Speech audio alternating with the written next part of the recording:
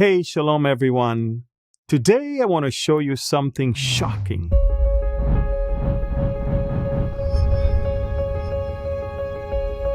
While every Western nation is dying demographically, Israel is exploding with life. In the community everyone loves to criticize, the ultra-Orthodox Jews is becoming our secret weapon. Let me paint you a picture. Italy, 1.2 children per woman. Germany, 1.5. United States, 1.6. Canada, 1.25. Now you need 2.1 just to maintain a population. Every Western nation is below that. Ukraine, 1 child per woman. They're literally disappearing. These aren't just numbers, friends. These are civilizations choosing to end. And here's Israel, surrounded by enemies, fighting war after war, living under constant threat. Logic says our birth rate should collapse, right?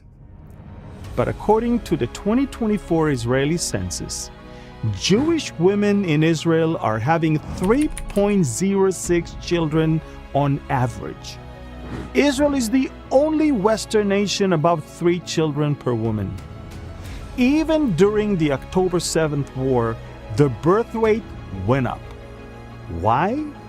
Because we have hope. Because we trust that God has a plan for this nation. By 2030, Israel will have 11 million people. We've already surpassed Austria and Switzerland in population, countries that had millions more people than us in the 1980s. Little Israel, constantly at war, is outgrowing stable European countries. If that's not a miracle, I don't know what is. Now, here's where it gets really interesting. Who is driving this miracle? Yes, God, of course. But his main tool? The ultra-Orthodox Jewish community. These families are having 6.1 children on average. And I want you to understand something. These are people who maintain Torah observance through centuries of persecution. They kept the flame of Judaism alive through pogroms, expulsions, and the Holocaust. When so many in the Western world abandoned faith and family, the ultra-Orthodox said, no, we're keeping God's commandment to be fruitful and to multiply. We are raising large families. And God is honoring that faithfulness.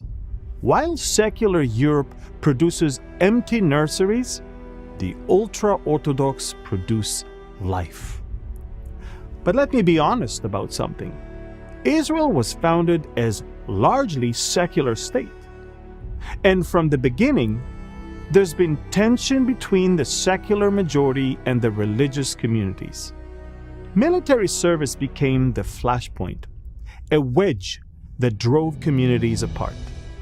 This wasn't just about policy, it was personal. Secular Israelis saw the ultra-Orthodox as avoiding their national duty. The ultra-Orthodox felt pressured to abandon their way of life. The divide deepened and trust eroded. But here's what's so important to understand. The ultra-Orthodox faced challenges no other Israeli community has faced. For generations, their world was the yeshiva, the synagogue, the home, and now they're being asked to enter a workforce that operates on Shabbat, serve in the army with mixed gender units, and integrate into a largely secular culture. No other Israeli community has had to make this kind of transformation. And you know what? They're stepping up. In the IDF, there's a special combat unit called Nachal Haredi, specifically designed for ultra-Orthodox soldiers. This unit is proving you can be both fully devoted to God and fully committed to defending your nation. These soldiers face criticism from their own communities, but they go anyway, saying, God brought us back to this land, and we are going to defend it. And if that's not enough, the ultra-Orthodox workforce participation has jumped from 50% to 58% in just a few years. And they're excelling, becoming programmers, engineers, medical professionals.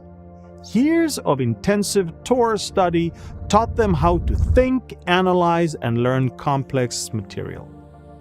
Nehemiah 4:17 says, "Those who built on the wall and those who carried burdens loaded themselves so that with one hand they worked at construction and with the other held a weapon." That's the ultra-Orthodox community, building Israel's economically with one hand, defending it militarily with the other. Now, is it perfect? No. Guess what? Oftentimes, if we focus on the negative, we may miss what God is doing. Yes, there are growing pains, but these are signs that something is alive and moving.